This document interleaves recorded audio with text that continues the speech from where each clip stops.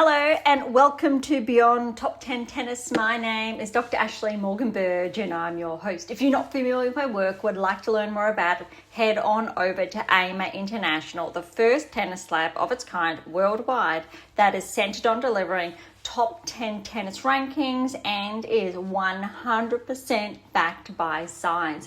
This season we're embarking on something new, something fresh, what I've been holding back. Changeover segments will deliver how to beat the best players in the world or how the best players in the world are winning with top 10 to Grand Slam differences. If you want more, that's where my 14 books come into play. So be sure to dive into them and become familiar with AIMA International and the 190 plus previous episodes. It's a new frontier and I'm no longer holding back, so buckle in and enjoy the ride.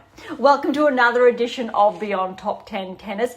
Look, it's been not quite a fortnight or maybe thereabout as we've watched Indian Wells unravel in some way, shape or form. But look, first and foremost, if you've been with us for some time now, thank you so much. We would not be here without you. If you are new, welcome. I would encourage you to track back to early episodes, especially those, say, initial 50 episodes.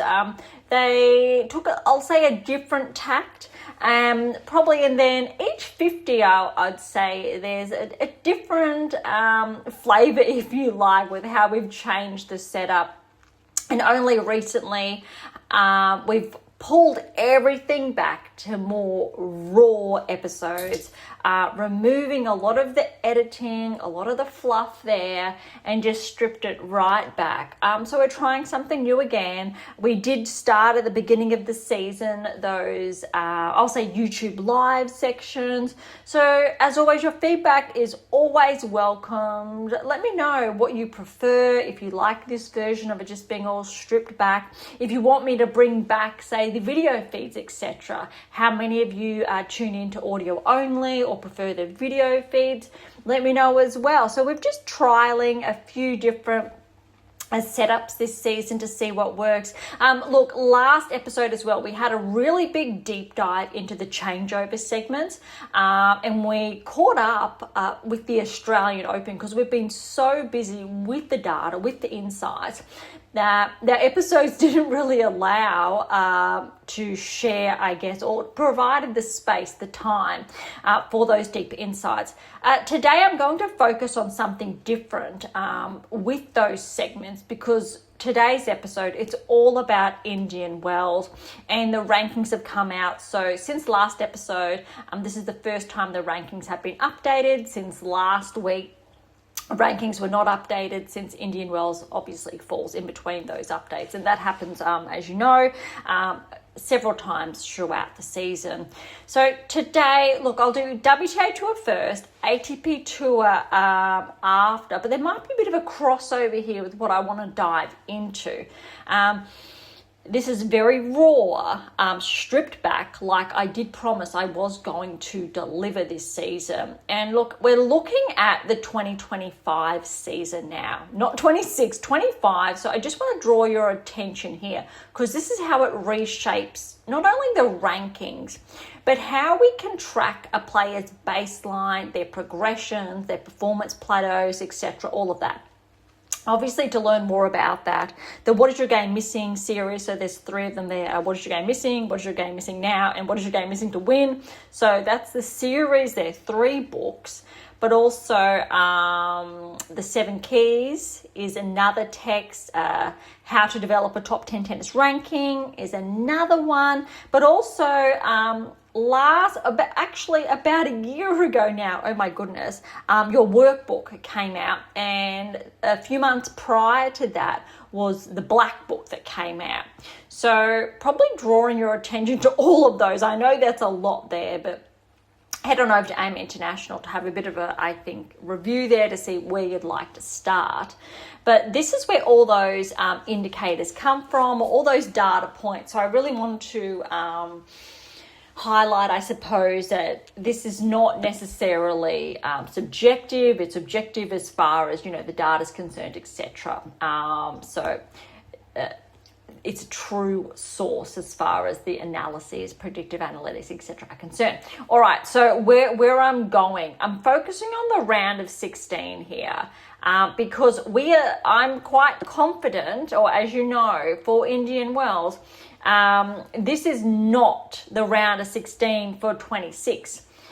Interestingly enough, look at this. Sabalenka round of 16-25. We know she's made that. Cartel, not the case. Samsonova, Paolini. So going down the list, when you're looking at that level of maintenance, that baseline, Gauff and Benchik. So I know maybe that's a 50-50. We know that Gauff didn't actually track to the round of 16 this season. I don't believe, but we'll get there. Vekic and Keys also made the round of 16. Rybakina, Ondreeva. So we know Rybakina progressed. Ondreeva, I do believe, also fell early. Svitolina, Pegula. Now, there's consistency there when we're looking at that benchmark and those baselines. Zheng and Kostruk, not the case. Swiatek, Makova, yes, is the case. I do believe. Makova did fall early, although those two did ironically meet again. I think it was in the second or third round, not the round of 16. So that's a bit of tough luck, I think, for Makova from that perspective. However, you've got about 50% of players here, and I think that's being generous, that actually were able to maintain that baseline from the round of 16 onwards. Of course, not all players that made the quarters, semis, finals, etc. did that. But I really want to bring your attention back to that round of 16, a threshold, if you like, or baseline, because we know the round of 16 is a significant benchmark to be able to maintain, and again, the data supports this, etc., etc. So the red flags are there when you lose or you fall short in the, obviously first, second, third rounds. Round of 16, if you're able to get over it or towards that round of 16, then we know your season is not compromised or not at that stage. You're maintaining a certain peak, which is good. Obviously, more favourable if it's more consistently, or you're looking at quarters, semis, etc. Good, great. But that cutoff we like to see is that round of 16, especially at the Grand Slam level. And I don't normally do this, but because Indian Wells is a 1,000 event, I'm going to take a bit of time in today's episode to share these insights. Now, look, without spoiling, so I'm trying not to spoil the results, but we'll get there. You look, quarterfinals, Sabalenka, Samsonova, Benchik, Keys, Ondreeva, Svitolina, Zheng, Swiatek. Again, it's actually less than 50% that did get to this point, which we normally see a higher percentage here, but we're looking at around, I think, 25% max to be generous here. Out of those possible 8, I actually believe 2 only made it. So we're dropping that, obviously. That's, 25%, my apologies. So, and typically, again, that's highlighting that level of maintenance these players are showing.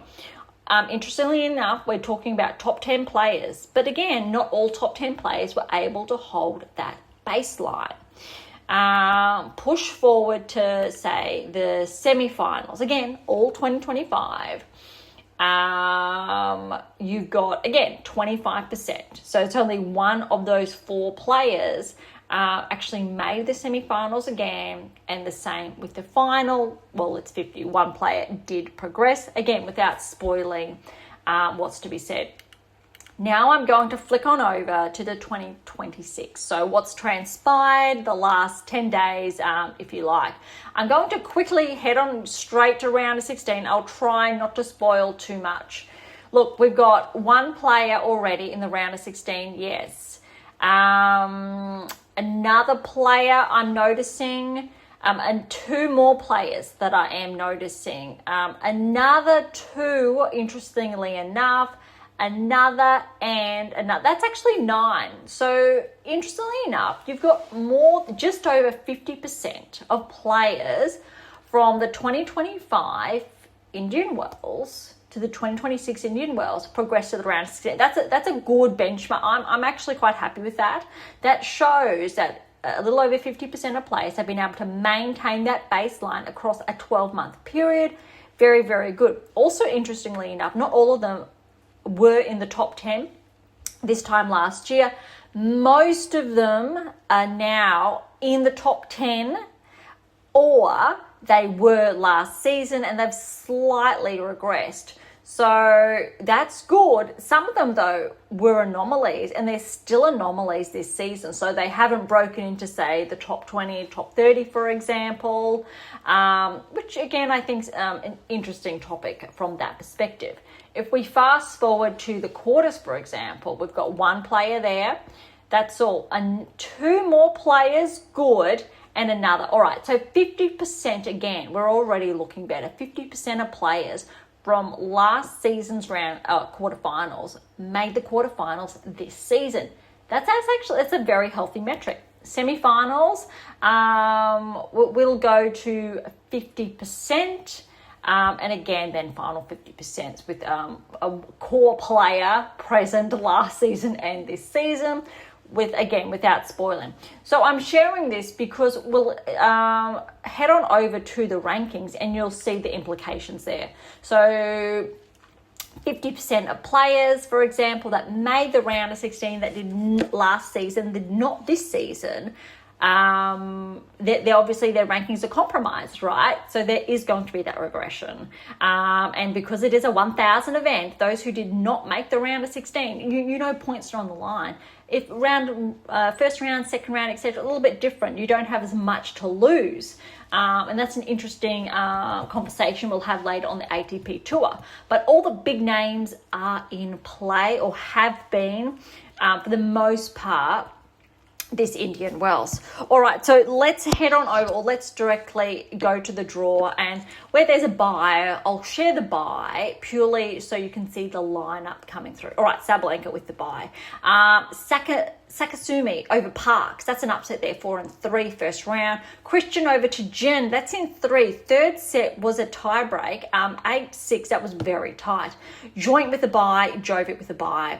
Osorio upset Stevens. Stevens actually came through qualifying. Great to see her back on court, although she has been struggling, I guess, to find that form the last few seasons. They got her to that Grand Slam title, 4-1 to Osorio. Jimenez Kazatkina over Wignali.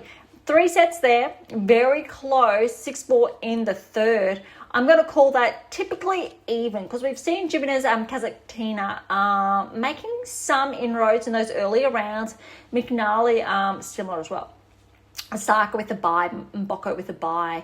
Birrell, she got direct entry, which was really impressive for her. First round win over Sabalenka, great win for Kimberly there, 1-4. Solomons over Kessler, I'm going to call that neck and neck, 7-6, 6-love. Kalinskaya with the bye, Rybakina with the bye. Zakharova over Seidel, 2-2. Blinkova over Galfi, 4-5. Anisimova with the bye, Gorf with the bye.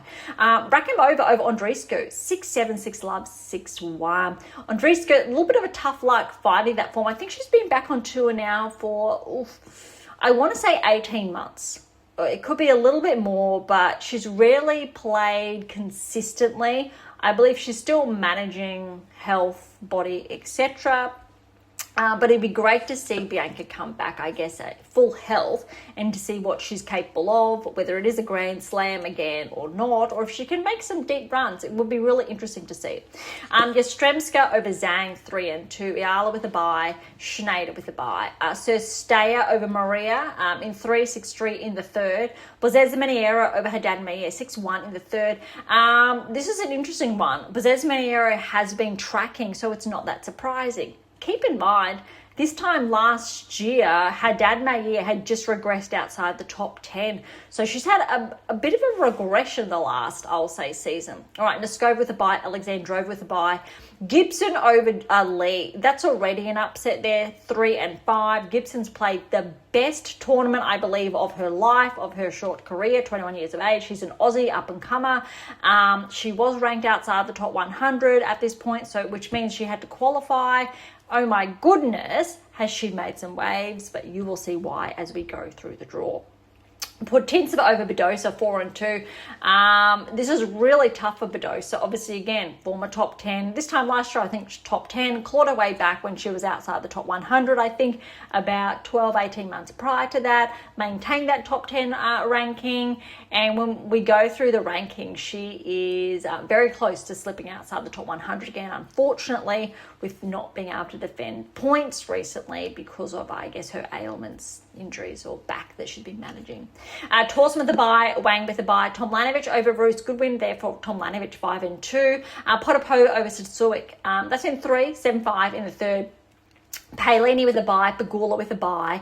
Vekic, good win for Vekic. And you did hear me say how far she went last season at the Indian Wells. So good win for her, even though she has regressed quite substantially, I'll say, in the rankings. 7-6, 7-6 over Valentova. Volnyets over Shramkova. 6-1 first set, then Shramkova had to retire. Ostapenko with the bye. Mertens with the bye. Buska over Vitaminova, 4-0. Hunter, great first round win for Storm Hunter over Fretch. That's in 3, 6-3 in the third. Benchik with the bye, Keys with the bye. Parry over Williams. Good to see Venus just showing up. It went to 3, 6-1 in the third. Cartel over Taradui, 4-4. Navarro with the bye, Kostuk with the bye. Townsend over Buskova. That is a huge win there for Townsend. 2-1 over Buskova. That's really impressive. Baptiste, and it's an upset. Baptiste over Arango. 3 sets, 6-3 to Baptiste. Rybakina with the bye, Andrei with the bye. Sierra over Stearns, 5-5, calling that an upset. Siniakova over Kennett. That's an upset too, but Siniakova's been playing some really good singles tennis lately. 6-1 in the third. Fernandez with the bye. Samsonova with the bye. Kruger over Lynette. That's an upset there. 1-4. Seigman over Masinko. 6-4 in the third. Svitolina with the bye. Makova with the bye. Bonda over Jackie Moe. 6-5. Ruzic over Brady. That's a tough one there. 6-2 in the third. Zing with a bye. Sakari with the bye. Tager over Gracheva, 2-4. Day over Jones, 3-1. And Swiatek with a bye. Oh my goodness. Keeping in mind that these draws are essentially as big as the Grand Slam draws. It is that huge, that impressive. Although obviously you do not get those buys in those first rounds. You would typically face a lucky loser qualifier, lower ranked player, etc. All right, on to the second round now. And this is where we're going to see a couple of hiccups potentially begin to appear. Again, keep in mind, if you can, the 25 results. We may track back there shortly just to compare what's been happening. All right, second round, Sabalenka over Sakasumi, 4-2. Christian over Joint, here's an upset. Love 6, 6-2, 7-5. Osoriga over Jovic, big upset there. 4-6, 7-6, 6-3. Osaka over Jimenez Kazakina, 5-2. Mboko over Birol, 4-6. Kalinskaya over Sonmens, 4-6. So all good so far. Raducanu over Zakharova, 1-3. Anisimova over Blinkova, 5-7, 6-1, 6-love. Gorf over Rakimova, 3-6. Iyala over Yastremska, 7-5, 4-6, 7-5. Here's an upset here. So Staya over Schneider, 6-2, 7-6. And Noskova over Bozez Miniero, 3-3. Big upset here is Gibson over Alexandrova, the 11th seed, 3-5. Tauson over Putintseva, 6-2. That tiebreak, though, was 11-9. Tomljanovic over Wang, that's an upset, 3-1. Palini over Potapova, 6-7, 6-2, 6-3.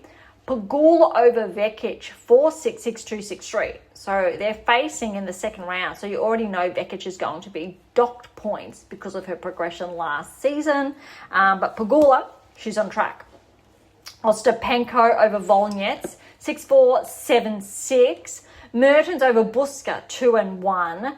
Benchik over Hunter, 3-2. Keys over Parry, 4-3.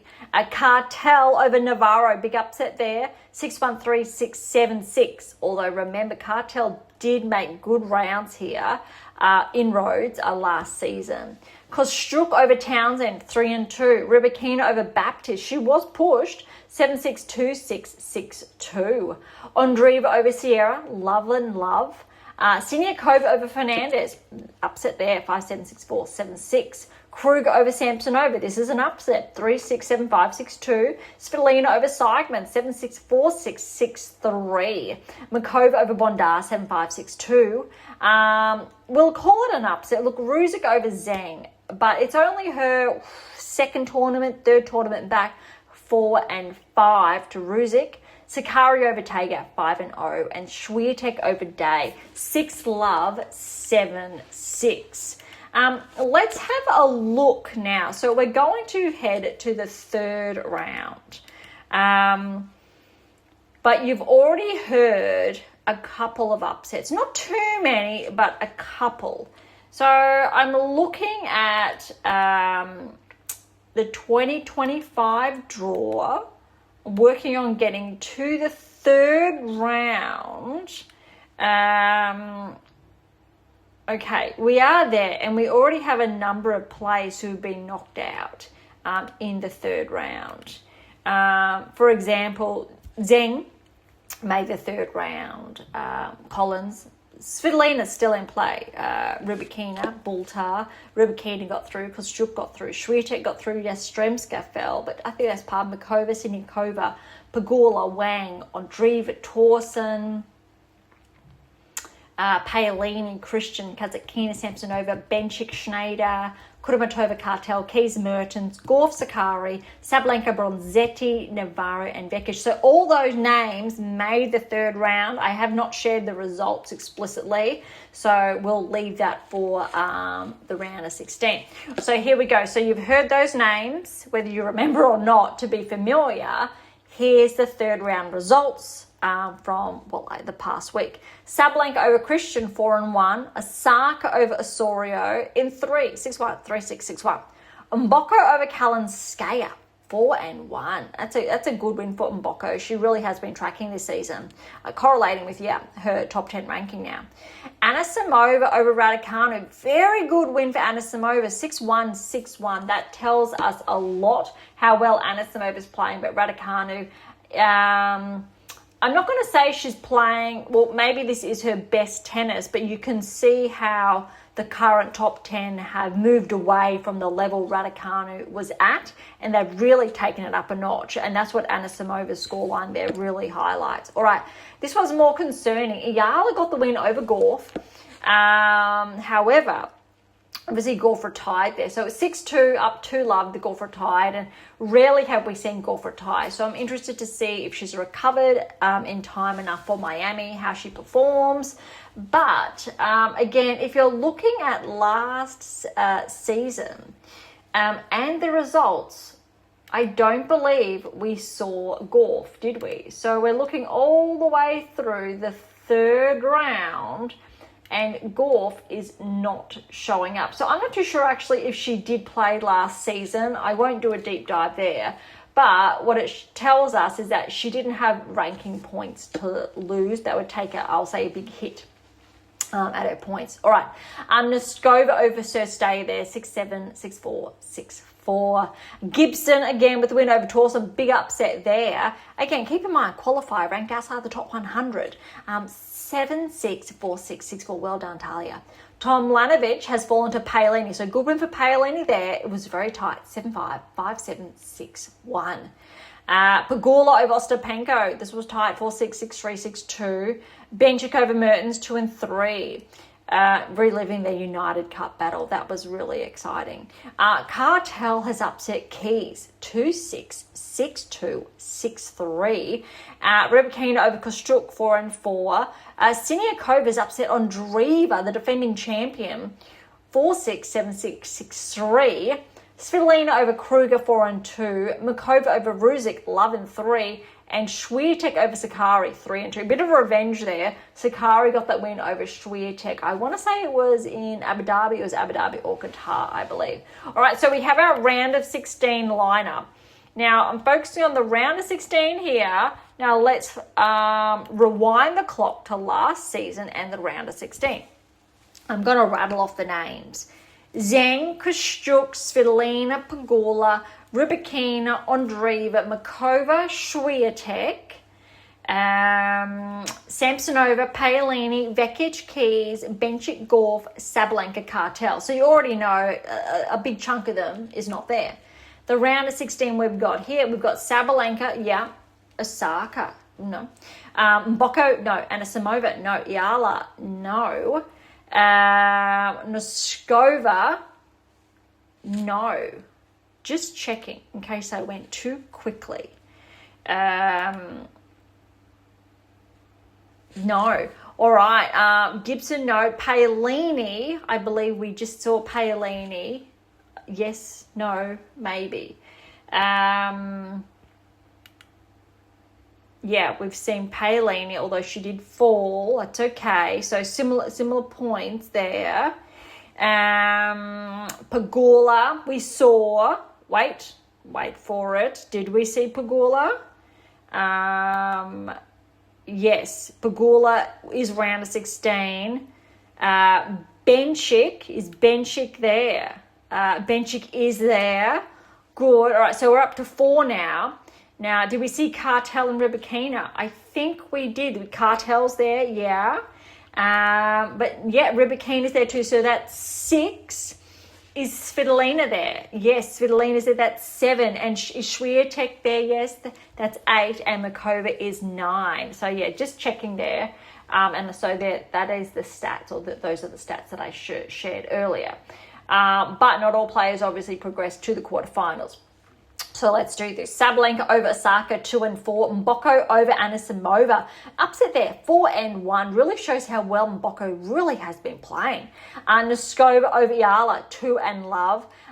Gibson, big upset there over Paolini, 7-5, 2-6, 6-1. Pegula over Benchik, 3 and 6. Rybakina over Cartel, 6-4, 4-3. Although, look, Cartel was really holding her own there.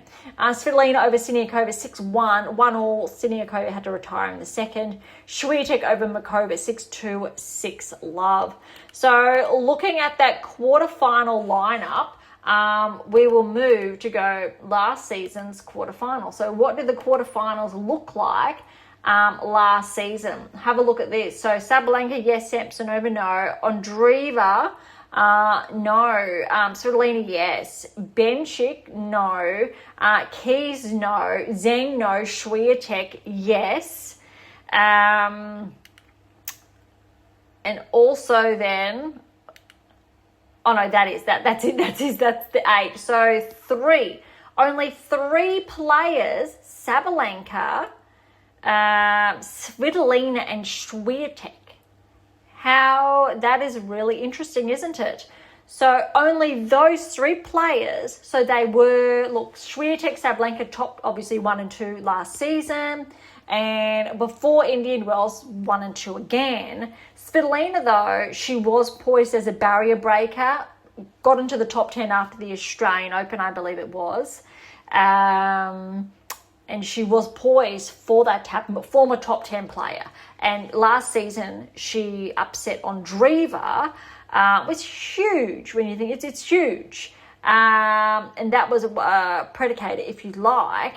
And now, these results. Okay, buckle in. Sabalenka over Mboko, 7-6, 6-4. Really good win there for Sabalenka, especially because Mboko has gotten close previously. Noskova over Gibson. Yes, look, Noskova, she's going to be on the cusp of joining the top 10 potentially soon. We're just looking for a slight regression. 6-2, 4-6, 6-2. Rybakina over Pegula, 6-1, 7-6. Rybakina just off to a blistering start. And look at this. Svitolina over Swiatek, 6-2, 4-6, 6-4. What I liked about this, and here's your insight for today's episode, is Svitolina did to Swiatek what Swiatek does to nearly every player she plays. Svitolina hit the ground running in that first set. She really took advantage from Swiatek. She pulled the momentum forward, and that's how she secured that first set. Obviously, Swiatek came back in the second, and it was really tight then in the third. I would argue that Swiatek was not playing her best tennis, and Svitolina simply did not let up, did not give an opening there. And we've seen Svitolina do that before. And that's where I think Swiatek's game has slightly regressed this season, in contrast to Sabalenka really keeping her foot on the pedal, keeping that baseline consistent. Rybakina, she started last season off a bit jittery, but then she finished the season really strong, and she's been carrying that momentum forward all season so far. That's why it's not surprising she has surged through, and she has all the points essentially to gain in the first half of this season, because that's when she really did regress last season. And that's why her rise to spoiler number 2 in the world is not shocking, because all Swiatek had to do was slightly regress, which has happened. And Sabalenka is maintaining her momentum. So naturally, Rybakina was able to step up. All right, semi-final, Sabalenka over Noskova 3-4. Rybakina over Svitolina 7-5, 6-4. I'm not going to be surprised if Svitolina cracks the top 5 potentially this season. She's playing some really good tennis. All right, and the final, I love that it was so close, especially because now these are your 1 and 2.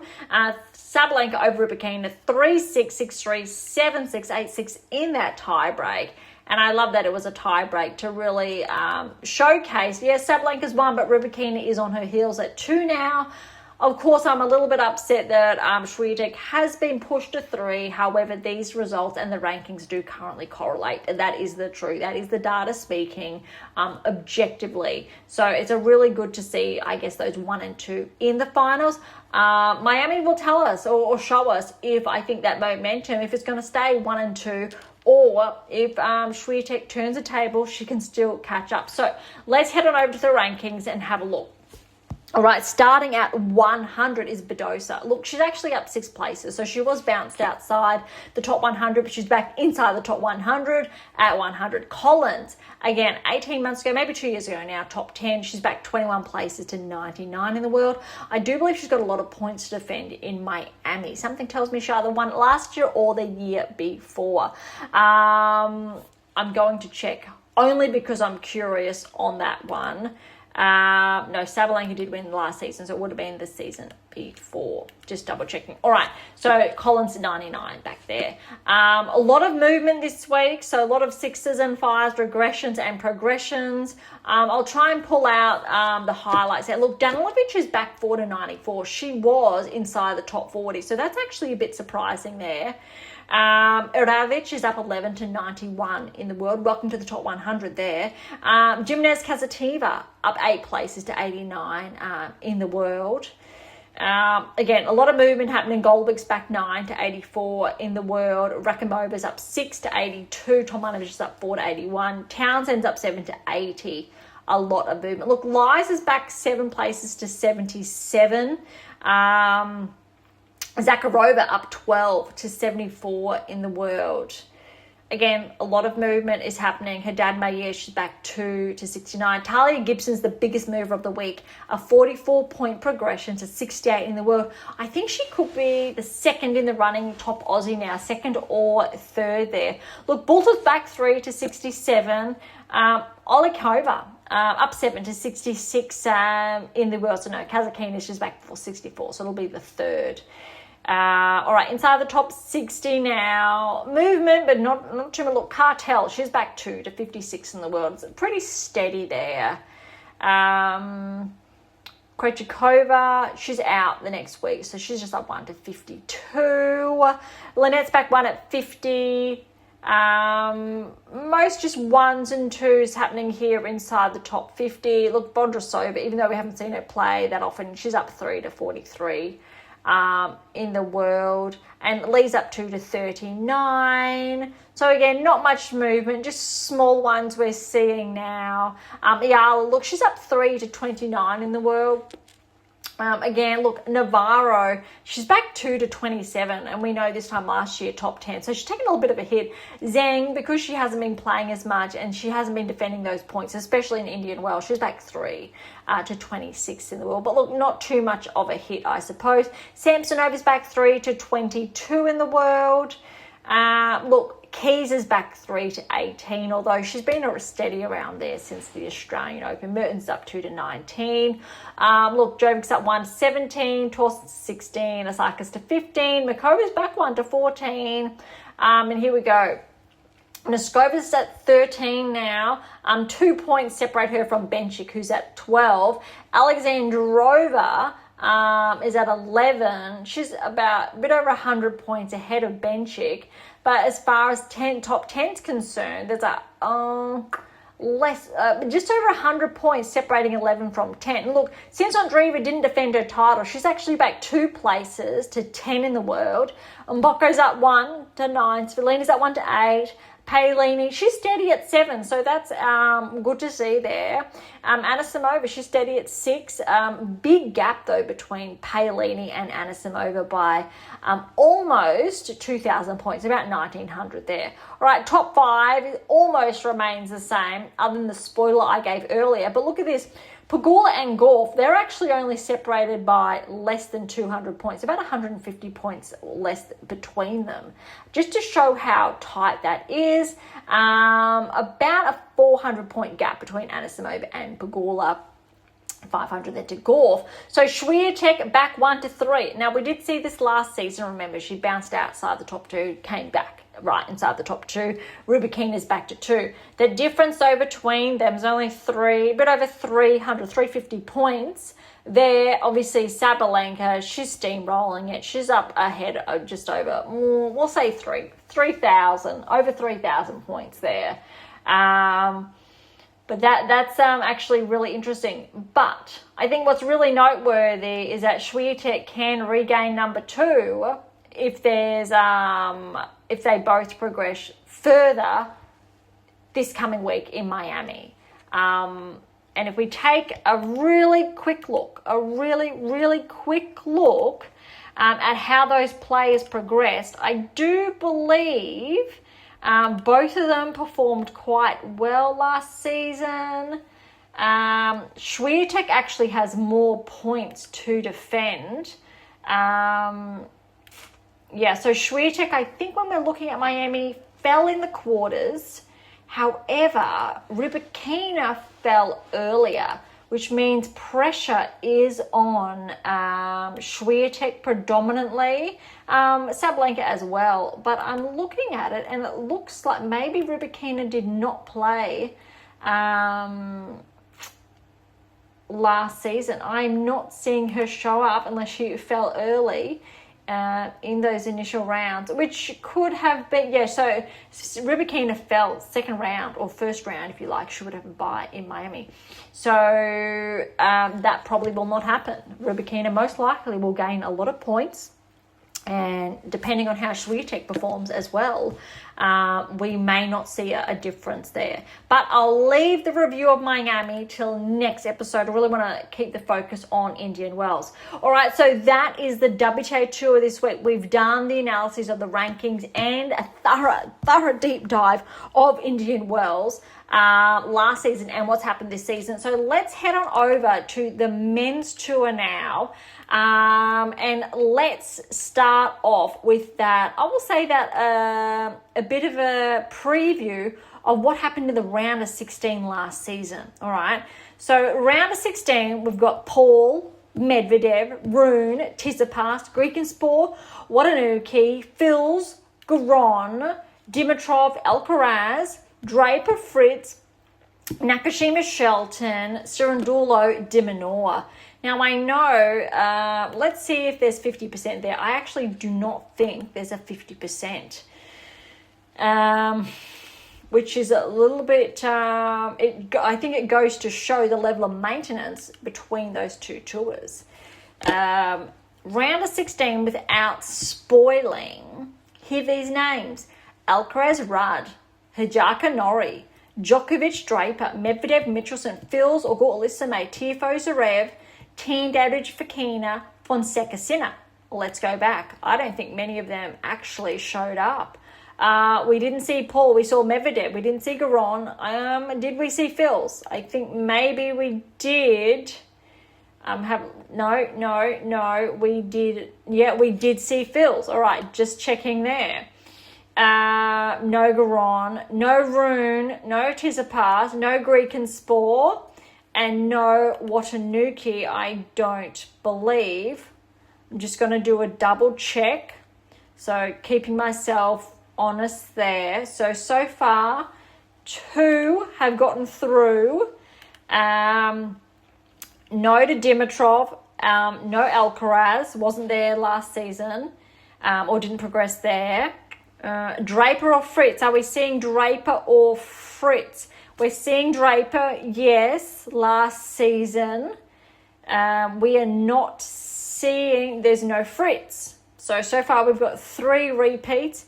Now, do we see Nakashima, Shelton, Cerundolo, or de Minaur? I am not seeing any of those players. So look at that, only 3.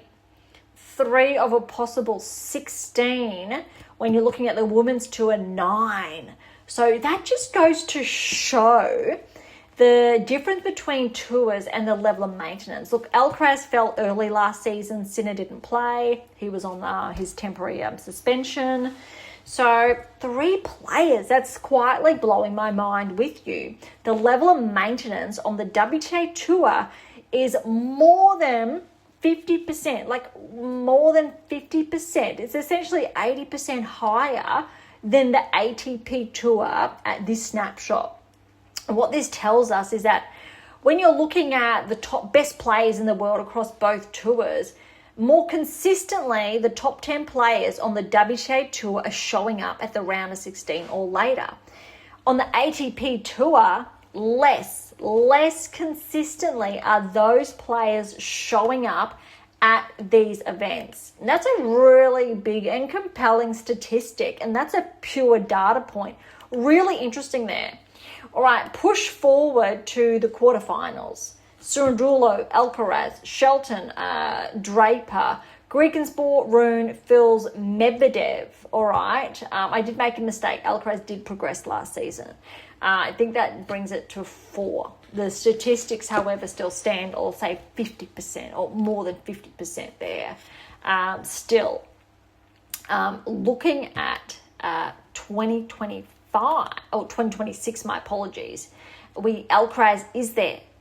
Norrie, no. Draper, Medvedev. I think we're seeing Draper, yes. Medvedev, yes. So that's 3, still the same 3. Fils and Zverev. Is Fils and Zverev? Yeah, Fils is there. All right, I could have made an error there. Fils, 4. Teen and Sinner, no, not showing up. So it is that 4. Okay, 50%. So that actually matches, I believe, the WTA Tour. I think WTA Tour could have been a little bit higher, or if not the same. That's interesting. We say 1, 2. I'm just checking. When you've got Medvedev, Fils, breaking through, Alcaraz, Draper. Yeah, so it is just 4. And so it's the same when you get Alcaraz, Draper, Medvedev, and Fils is in the quarters there, although Fils fell. So you have 3 of the 4 pushing through last season that showed up this season.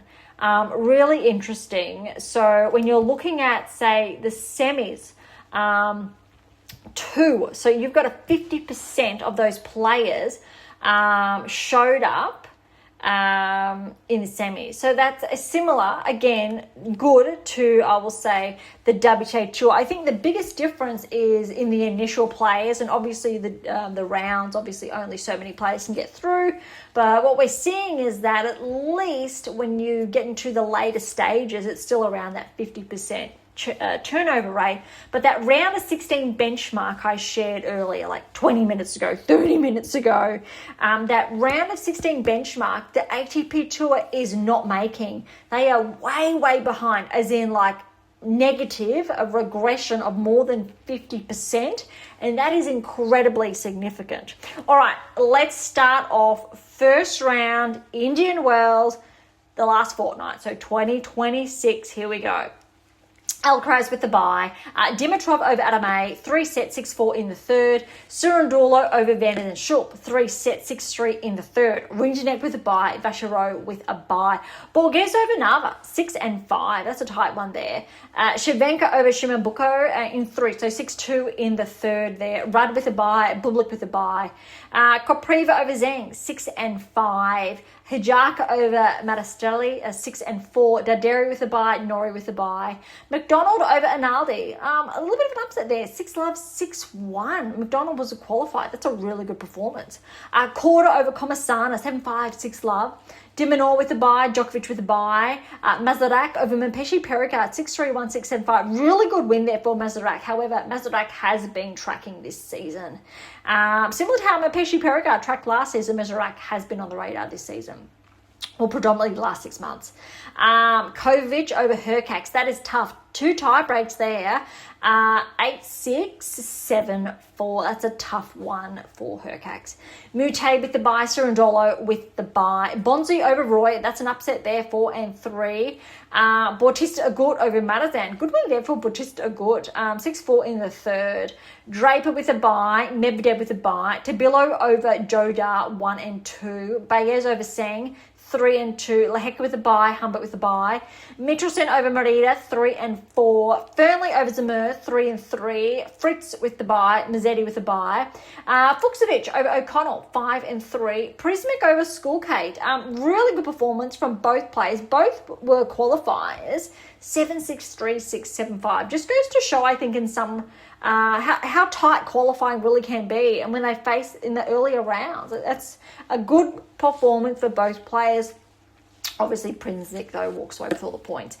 Phil's with the bye. Rublev with the bye. Diallo over Bellucci. Good win for Diallo there. 7-6, 6-4. Remember, Diallo is on the radar this season.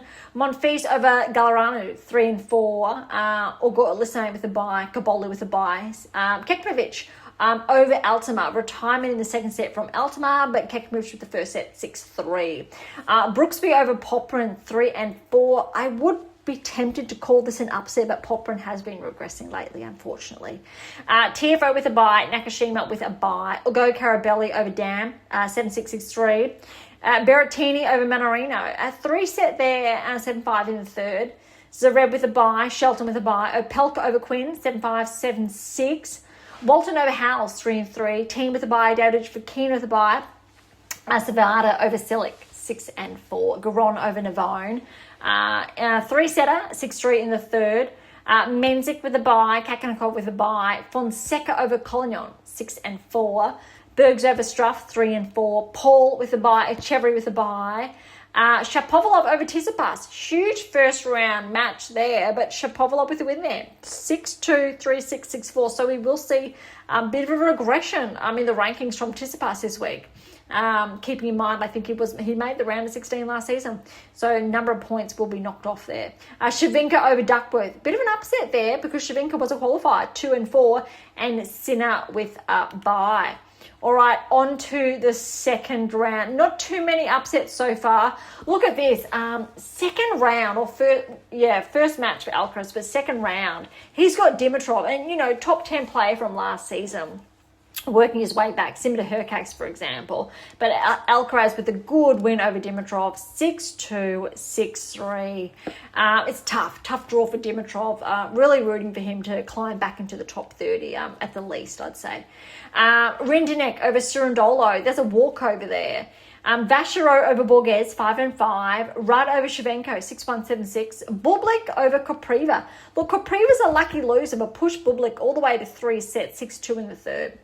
Hijaka has upset Daderi, 4-6, 6-2, 6-4. Big upset there. Nori over McDonald, 2-3. Dimonor over Korda, but Korda really pushed Alex, 4-6, 6-4, 6-4. Djokovic over Mazarak. Mazarak pushed Djokovic, 4-6, 6-1, 6-2.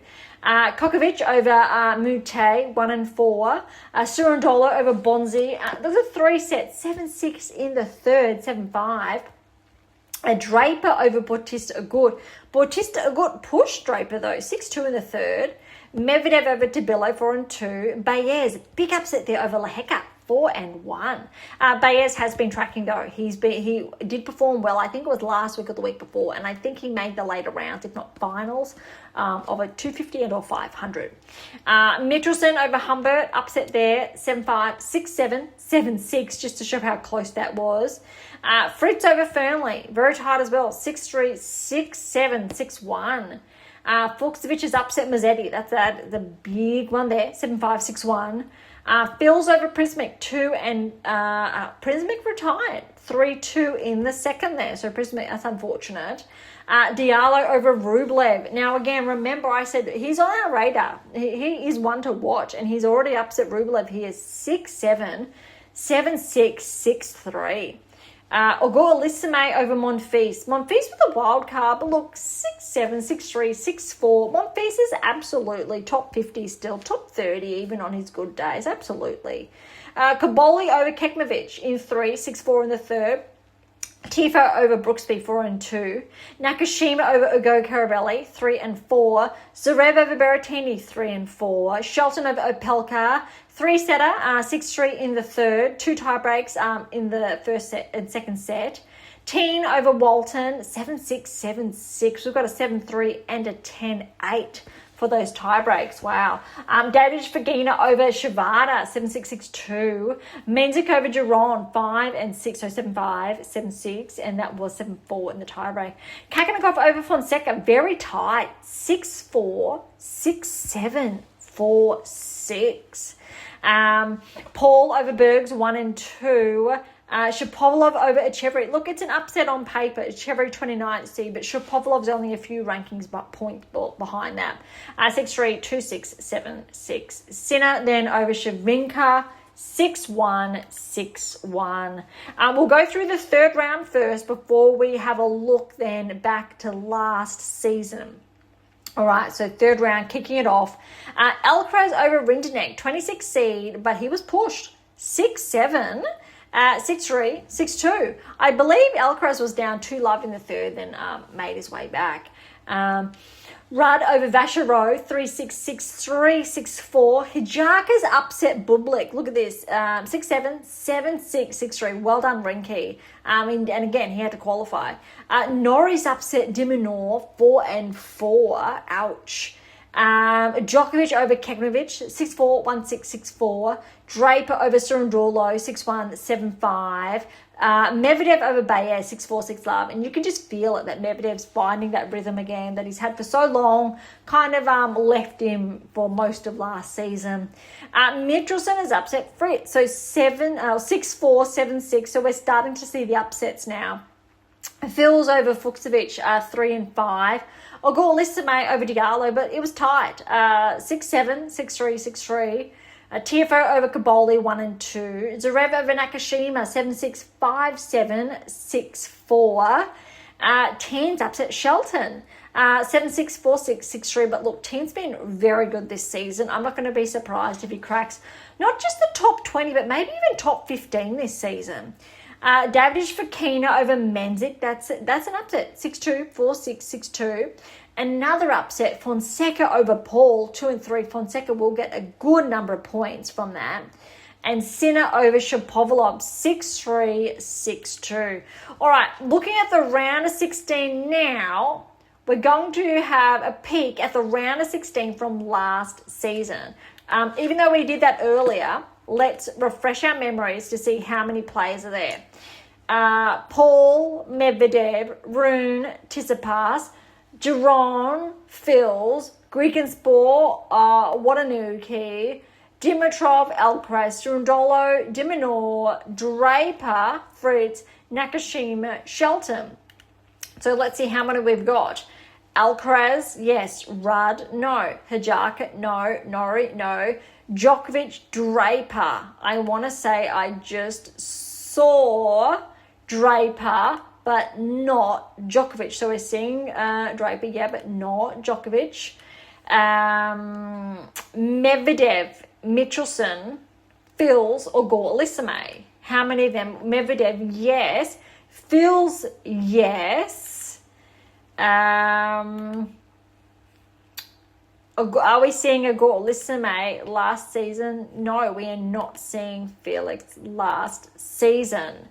All right, Tiafoe Zverev. Are we seeing Tiafoe or Zverev? I don't believe we are seeing either. No Tiafoe and no Zverev. All right, Teen Davidovich Fokina. I don't believe we're seeing Teen or Davidovich Fokina.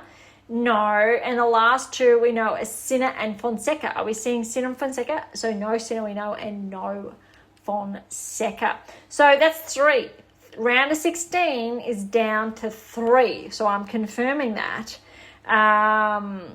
And that is, again, that is a lot less than the WTA Tour. And we spoke about that earlier. So a lot of them, yeah, that is surprising. So Alcaraz, Draper, we know got through, and I think it was Medvedev. And I think I've made an oops again that Phil's did get through. Am I seeing Phil's? I'm seeing Phil's. So 4. So he made that oops earlier as well. I mistook. So 4 players in the round of 16, 25%. And I think we had more than 50% on the WTA Tour. So interesting. All right, let's go to the results from the past fortnight. All right, Alcaraz over Rad. Good win there, 6-1, 7-6. Look, I like the second set for Rad. I would have liked the first set to be closer there. Norrie over Hijaka, 4-2. Draper over Djokovic. Really good win for Draper, considering I think it's only his, has to be 3rd, 4th match back. 4-6, 6-4, 7-6, 7-5 in the tiebreak. But well done to Djokovic, still showing up for the round of 16. And I believe he will get points for that as well, because he didn't, I don't think he played last season. Medvedev over Michelson, 2-4. Phil's over Igor Lissame. Look, Phil's is on his comeback trail as well. He's been off for a few months, and he's just showing why he broke into the top 15 last season. Yes, he's regressed in the rankings since then, but it really goes to show why he progressed that high.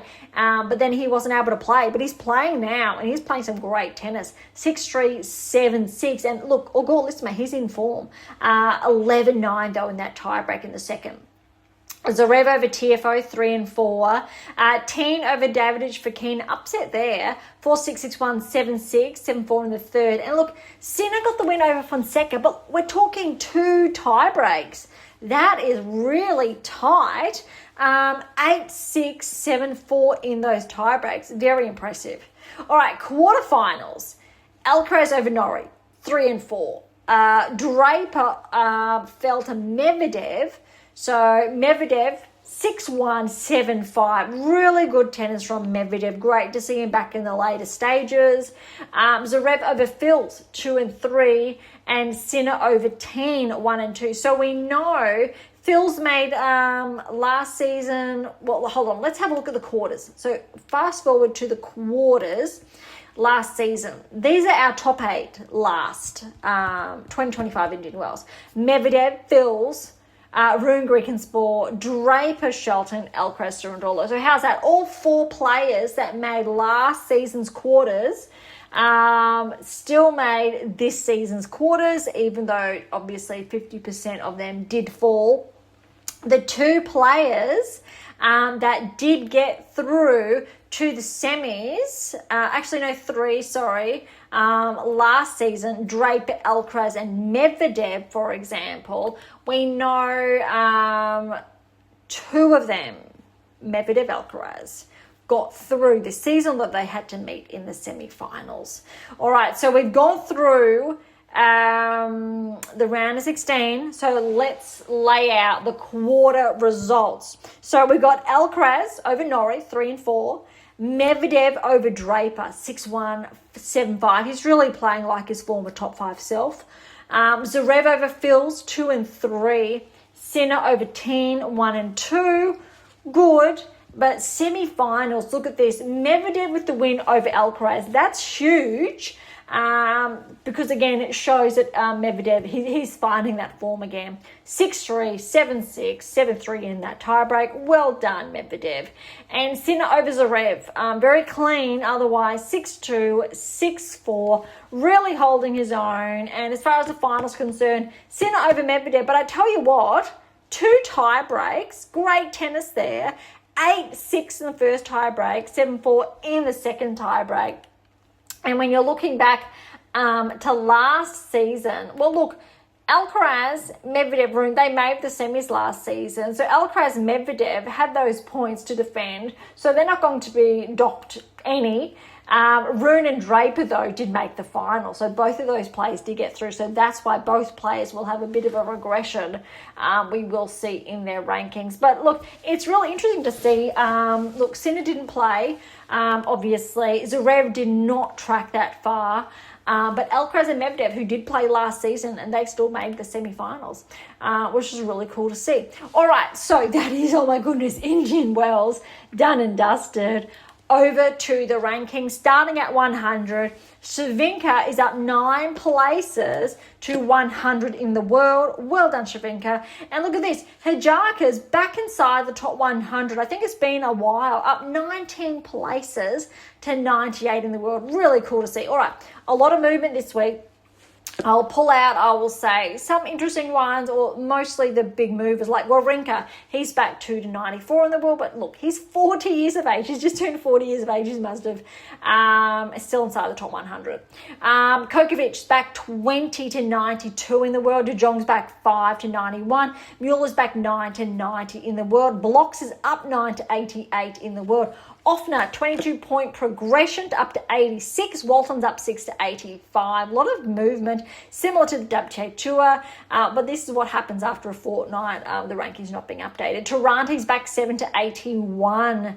Bellucci's up 17 places to 77 in the world. Zamur is back 12 to 76 in the world. Hercax is back 4 to 75 there. All right, Colignon's up 5, 72. Royer is back 9 places to 69. Berrettini's back 2 to 68. Van der Zandt Schultz back 6 to 65 there. Navone, 18-point progression to 61 in the world. Quinn, a 17-point progression to 56 in the world. That's a really good jump there. Tsitsipas, here we go. 8-point progression. He's now at 51 in the world. 6 months ago, top 10. Big regression there, but look, we've seen a lot of that happening on the WTA Tour, and we're seeing it now, or we've seen it unfold on the ATP Tour from Hercax, Dimitrov, Tsitsipas, and I'm sure I'm missing a name or two. Poprin's, he's back 2 again to 47. Dimitrov's back 2 to 44. So another name there, obviously former top 10 there. Fonseca, interestingly enough, is back 4 places to 39 in the world. Going towards the top 30 now. Look, before we get there, Filson's up 1 to 31 in the world. So he did slip outside the top 30, but definitely clawing his way back. Only 21 years of age as well, we've got to remember.